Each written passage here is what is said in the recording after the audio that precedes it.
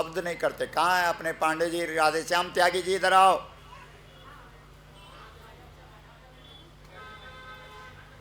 क्या यार, त्यागी जी इधर आइए। आपने ये टेंट वाला कर रखा है, बोलिए हाँ ना बोलिए जल्दी, कर रखा है ना। तो त्यागी साहब, आजकल ऐसे पंखे होते हैं जिनमें आवाज़ नहीं होती, और ये पंखे वहाँ चलते हैं जहाँ बच्चे कर रहे हैं फू फू, शादी बारात ड्रम ब्रम, और वो क्या बज रहा है, जो जो अमेरिका वाले सेना के आगे आगे बजाते हैं, वो जो आजकल यहाँ शादी में बजाते हैं, कौन सा बैंड, अरे बैंड भी, डीजे तो है ही। तो आजकल भारत वाले अमेरिका वाले तो लड़ाई में बजाते हैं, और भारत वाले भी शादी में बजाते हैं बारात में, क्योंकि दोनों पति पत्नी का कल से शुरू होने वाला है ना। बोलो, तो इसलिए ये जो पंखे हैं ये बारात वालों के हैं, ये शुरू हो गए तो बस। तो अगर 2-4 पंखे आ जाएं तो इनका थोड़ा सा हौसला बढ़ जाएगा। बोलो गौ माता की मां।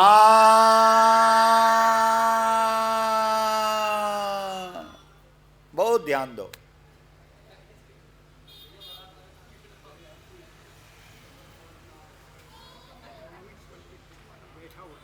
हाँ बुलाइए बुलाइए। अच्छा हाँ, जब जाएंगे तो बोलो। तो इधर सुनो, हमारी हमारी तरफ सुनो बस इतना। हिमालय से हम आए, गर्मी आपको लग गई। अच्छा आश्चर्य की बात ये, हम जहाँ भी गोष्ठी में जा रहे हैं, सुने, पूरे देश में हम आंदोलन में जा रहे हैं, लोग क्या कर रहे हैं कि जो नीचे बैठे हैं उनको पानी पिला रहे हैं। तो हमने कहा यार, चिल्ला हम रहे हैं और पानी इनको पिला रहे हैं तुम लोग,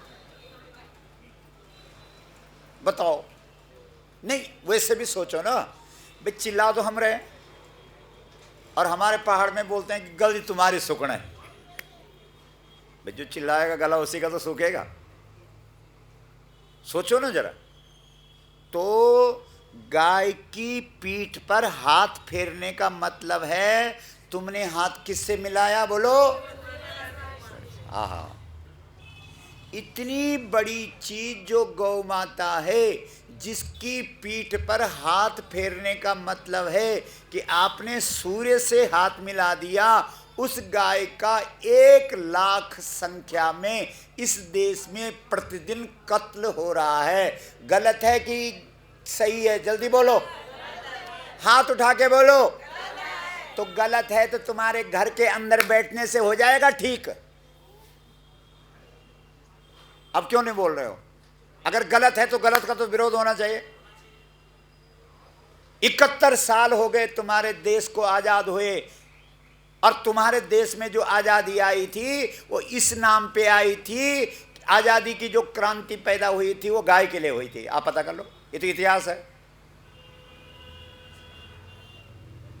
1857 की जो क्रांति है ना, शुरुआत कहां से हुई? 1857 से,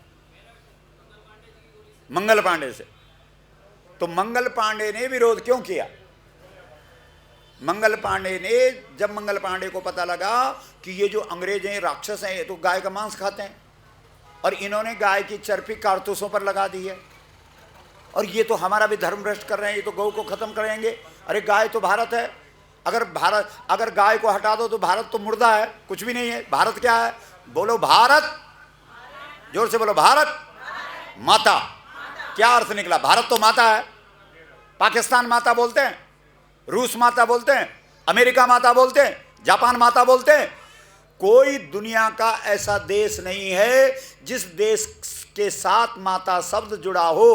केवल पूरे ब्रह्मांड में, पूरी दुनिया में भारत शब्द के साथ ही।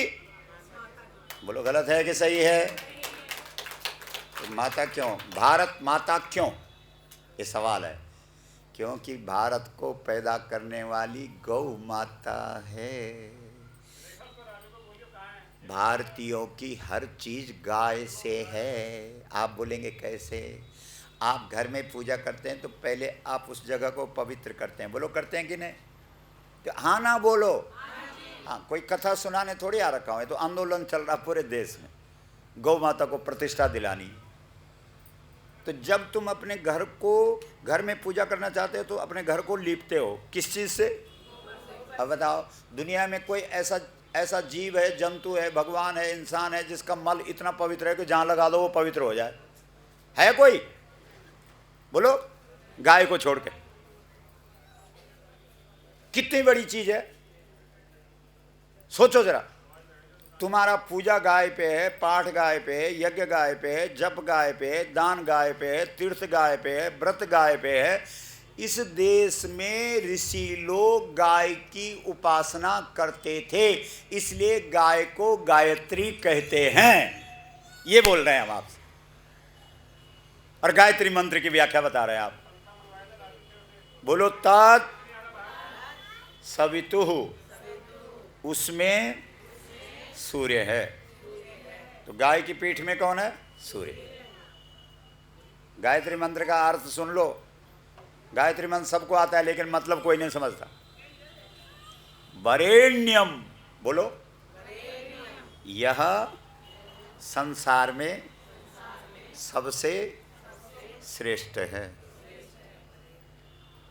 वरेण्यम का अर्थ यह है, इसकी बराबरी दुनिया में कोई, वेद भी कह रहा है, गोस्तु, बोलो गोस्तु मात्रा न विद्यते, गाय की बराबरी कोई नहीं कर सकता। आ गई वरेण्यम शब्द का अर्थ आ गया। और फिर हाँ ना कुछ भी नहीं। तत्सवितु का समझ गए? तत्सवितु मतलब उसमें सूर्य है। वरेण्यम का मतलब इसके बराबरी कोई नहीं। तत्सवितुर वरेण्यम भर्गो देवस्य, ये देवता ऐसा है जो अंधेरे में उजाला कर देगा, जो अंधेरे को मिटा देगा और उजाला कर देगा। तो व्यावहारिक अर्थ ये है कि गाय के पास घी है, और घी से क्या जलता है? दीपक। घी से क्या जलता है? बोलो। और दूसरा अर्थ यह है कि गाय के शरीर से निरंतर सात्विक ऊर्जा निकलती है। बहुत ध्यान दो। जैसे कुत्ते के नज़दीक आप रहेंगे तो धीरे धीरे आपको गुस्सा आने लगेगा। हाँ, भैंस के आगे आप रहेंगे, भैंस के सामने आप रहेंगे, धीरे धीरे आपका पर्दा, बुद्धि में जैसे पर्दा पड़ गया, कुछ समझ ही नहीं आएगा। कोई पूछेगा भाई साहब ऐसा करना था, ऐसा, यार ठहर जा, मेरे दिमाग में कुछ नहीं आ रहा, कल पूछना। ऐसी स्थिति किसके नज़दीक होने से आती है? भैंस के। उग्रता किसके नज़दीक रहने से आती है? कुत्ते के। लेकिन शांति किसके नज़दीक रहने से मिलती है? आज इस देश के जो सत्ता पर बैठे हुए लोग हैं वो दो बात पर चर्चा कर रहे हैं, बहुत ध्यान से सुनो। एक तो विकास की बात कर रहे हैं, बोलो कर रहे हैं कि नहीं? कि हमें विकास करना, हमें भारत को विकास करना, विकास करना, विकास। एक बात विकास की है, और दूसरी बात है कि आतंकवाद खत्म करना है, बोलो है कि नहीं? और दोनों की चाबी गाय के पास है। अब आप पूछो, विकास की चाबी भी गाय के पास और आतंकवाद खत्म करने की चाबी भी गाय के पास। आप कहेंगे महाराज जी विकास तो हम समझ सकते हैं, क्योंकि गाय के पास जो गोबर है वो बहुत कीमती चीज़ है। गाय के पास क्या कीमती चीज़ है? बोलो। आप कहेंगे गोबर में क्या क्या है? तो गोबर में सबसे पहले खाद है। क्या है? बोलो। और तुमको पूरे देश के लिए खाद चाहिए कि नहीं चाहिए? आपके पास कोई ऐसा आदमी बैठा हुआ है जो पूरे देश का यूरिया जो विदेशों से मंगाया जा रहा फर्टिलाइज़र, वो कितने में मंगाया जा रहा? किसी के पास आंकड़ा है? किसी के पास है? भाई साहब बताइए कितना? 5 लाख करोड़ का यूरिया फर्टिलाइज़र विदेशों से मंगाया गया। बहुत ध्यान से सुनो। एक साल का बजट मान लो लगभग 5 लाख करोड़। अब वो जो यूरिया वगैरह है, सुनो, उससे क्या होता है? बहुत ध्यान से सुनना। वो यूरिया जहर है। क्या है वो? आदमी के लिए भी जहर है और खेत के लिए भी जहर है। आप कहेंगे फिर अगर वो जहर है तो उसको क्यों मंगाया जा रहा है? क्या इतनी समझ भी नहीं है इन लोगों को? ऐसा है कि जब दूसरा विश्व युद्ध हुआ था, बहुत ध्यान दो, ये सब इतिहास की बातें बता रहे हैं हम आप। जब दूसरा विश्व युद्ध हुआ था तो पूरी दुनिया के जो अपने अपने देश के मुखिया थे, उन्होंने एक कंपनी को हायर किया कि तुम हथियार बनाओगे। क्या बनाओगे? हथियार बनाओगे। तो हथियार बनाने के लिए केमिकल चाहिए, समझ रहे हो बात को? तो एक कंपनी को ठेका दे दिया कि पूरी दुनिया के देश जो आपस में लड़ेंगे, अब विश्व युद्ध शुरू हो गया, द्वितीय विश्व युद्ध की बात है, तो वो सब हथियार आपसे खरीदेंगे। अनुबंध होता है ना हर चीज़ का। आपका भी तो है, जैसे अभी नहीं बात कर रहे हैं कि पाकिस्तान का पानी बंद करो, लेकिन वो तो अनुबंध है। जो अनुबंध में शर्त होगी उसका उल्लंघन थोड़ी कर सकते तुम, वो तो अनुबंध है। अनुबंध को लांघ नहीं सकता ना कोई। ऊपर से भी तो दबाव है, अंतर्राष्ट्रीय दबाव। तो ये कि हरेक देश का जो अस्त्र शस्त्र जाएगा, बम बारूद जाएगा, गोली बारूद जाएगा, वो एक कंपनी से जाएगा। तो उस कंपनी को, एक कंपनी को ठेका दे दिया सारी दुनिया के देशों के मुखियाओं ने। आ गई समझ में? तो उसने सोचा कि विश्व, सारी दुनिया में झगड़ा शुरू हो गया, बहुत हथियार लगेंगे। तो उसने जो माल था हथियार बनाने का, वो बहुत इकट्ठा कर दिया। उसको लगा कि कम से कम 10-20 साल चलेगी अब लड़ाई, और मैं अस्त्र शस्त्र हथियार बनाता रहूँगा, इनको सबको सप्लाई करता रहूँगा। लेकिन द्वितीय विश्व युद्ध बहुत जल्दी ख़त्म हो गया। तो अब जब विश्व युद्ध खत्म हो गया तो उसके माल का क्या होगा? समझ रहे हो बात को? तो उसने सबको बुलाया और सबको कहा कि तुम्हारे कहने से मैंने ये माल इकट्ठा किया था, और अब मेरे को तो बहुत घाटा पड़ गया, क्योंकि वो छोटी मोटी कंपनी थोड़ी होगी जिसने इतना बड़ा ये लिया, काम लिया होगा। वो छोटा मोटा आदमी थोड़ी होगा, या छोटी मोटी कंपनी थोड़ी होगी। और उस कंपनी में पता नहीं किस किस के शेयर रहे होंगे। समझ रहे हो बात को? तो उसने बात कही कि भाई अब मैं क्या करूं, मैं तो मारा गया, मैंने इतना माल जो इकट्ठा किया, इसका क्या करना है? तो तब सभी देशों के प्रमुखों ने उस कंपनी के मालिक को कहा कि आप इससे ये जो तुमने मटेरियल इकट्ठा कर रखा है, इससे अस्त्र शस्त्र मत बनाओ, हथियार मत बनाओ, इससे तुम खाद बनाओ। सुन रहे हो? क्या बनाओ? खाद बनाओ। अब उस खाद को हम सब लोग खरीदेंगे और तुम्हारा घाटा ठीक हो जाएगा। तो तब बनी ये खाद। तो इसका मतलब ये जो यूरिया, डीएपी वगैरह वगैरह है ना, ये जहर है। आ गई समझ में? तो अब लोग, सारे देश के लोग उस खाद को मंगाने लगे, अमेरिका वाले भी, चीन वाले भी, भारत वाले भी, जितने भी दुनिया में देश हैं। अब जो चालाक चालाक देश थे उन्होंने 2-4 साल देखा, क्योंकि यूरिया वगैरह से क्या होता है, सुनिए सुनिए सुनिए साहब थोड़ा। जो चालाक चालाक देश थे उन्होंने देखा कि क्या होता है यूरिया आदि जहर डालने से। जब तुम खेत में यूरिया डालोगे तो खेत में जो अनाज है, उस अनाज के जो मित्र जीव हैं, जो अन्न को पैदा करने में मदद करते हैं, उस यूरिया ने उनको खत्म कर दिया, उन कीड़ों को। समझ गए? और उन कीड़ों की ही खाद बन गई, और उस खाद से तुम्हारी फसल बहुत बढ़िया हो गई। बहुत समझने वाली बातें हैं। लेकिन कब तक रहेंगे वो? 2-3 बार में ख़त्म हो जाएंगे सब। 2-3 बार खाद डालने में, ज़्यादा से ज़्यादा 5-7 बार। उसके बाद खेत की जो उर्वरा शक्ति है वो ख़त्म हो जाएगी। तो इसलिए जो चतुर देश थे उन्होंने तो बंद कर दिया उस खाद को मंगाना। लेकिन भारत वाले तो भारत वाले ठहरे ना। क्या समझे? ये तो बाहर दिखाते हैं, अंदर।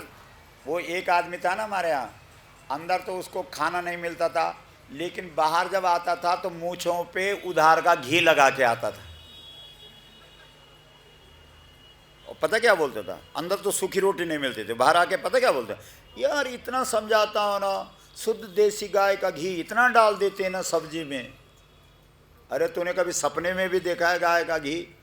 तो ये जो झूठे लोग होते हैं, बोलो झूठाई, बोलो झूठाई, लेना झूठई, देना झूठई, भोजन झूठ, चबेना।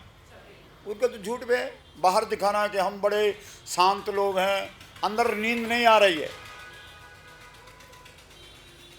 ये स्थिति है भारतीयों की। एक भाई हमको बोल रहा था कि भारत का जो है ना एकदम अर्वाचीन अर्थ बताओ। हमने कहा जो बाहर ही रमा रहता है वही है भारत। जो बाहर सेखी उघाड़े अपनी, अंदर खोखला है और बाहर दुनिया में दिखाए कि मैं बहुत बड़ा हूं। तो भारत के लोगों ने, पूरी दुनिया के देशों ने उस यूरिया वगैरह वगैरह, जापान में तो उस पर प्रतिबंध लग गया, अमेरिका वालों ने प्रतिबंध लगा दिया, पता करो। तो भारत में प्रतिबंध क्यों नहीं लगा उस यूरिया पे? पूछो जरा ये भारत सरकार को। तो वो यूरिया डीएपी तुम्हारे देश में आता है और उसको डाल डाल करके इस देश की खेती को तो खत्म कर ही रहे हैं। अरे खेत खत्म हो तो चलो आगे वाले भोगेंगे, रोएंगे, लेकिन जो जो उस यूरिया वाले फसल को, अन्न को खा रहे हैं वो सब रो रहे हैं, जो तुम सब बैठे हुए हो। क्योंकि जिस खेत में यूरिया जैसी भयानक जहरीली खाद पड़ गई, उस खाद से जो अन्न पैदा हुआ, उस अन्न में भी वो जहर है। और वो जहर जब तुम्हारे पेट में जाएगा तो आज तुमको भांति भांति की बीमारियां लग रही कि नहीं लग रही? हाँ ना बोलो। तो वो जो विदेशों से जहरीली खाद आ रही है उस पर प्रतिबंध लगना चाहिए कि नहीं? तो वही तो हम कह रहे हैं, और क्या कह रहे हैं। अब आप अपने घर में बोलो कि यूरिया खाद पे प्रतिबंध लगना चाहिए, हम अपने स्थान पे बोलें कि यूरिया खाद पे प्रतिबंध लगना चाहिए, ऐसे में काम हो जाएगा? सरकार सुनती है क्या? सरकार क्या होती है? कुंभकर्ण। सरकार क्या होती है? सरकार क्या रहती है? और कुंभकर्ण को उठाने के लिए क्या करना पड़ता है? सबको इकट्ठा होकर के फिर ढोल बाजे बजाने पड़ते हैं। तो इस बार हम 18 फरवरी को पूरे देश के ढोल दमाऊ रणसिंघे सारे लाएंगे और तब दिल्ली की सोई हुई सरकार को, बोलो काम सही है कि गलत है? हाथ खड़ा करके बोलो। तो आप आएंगे? कितने लोगों को लाएंगे? सीधी बात है। एक बात और सुनो, एक बात सुनो और सुनो। अगर हम गलत कह रहे हैं तो हमको यहीं पे रोक दो, और सही कह रहे हैं तो आज आपको वचन देना पड़ेगा गंगा जल हाथ पे लेके। ऐसे भी नहीं छोड़ेंगे हम। अच्छा आजा इधर, फूल माला लाओ जरा, फूल माला, ये फल दो इधर। ये छोटा सा बच्चा कहता है, बोला मैं 5 लोगों को लेके आऊंगा। तालियां बजाओ।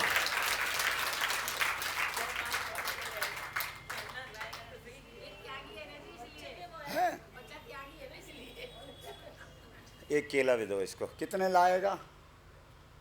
5 ला, सुन रहे, 5 लाएगा। हाथ खड़ा करके बता, ऐसा बोलो मैं 5 लाऊंगा। बता, बोल बेटा बोल। ऐसे कर दो, 5 लाओ। ऐसे बोल। हाँ 5 लाऊंगा। बोल इस पे बोल, फिर बोल। 5 लाऊंगा। हाँ 5।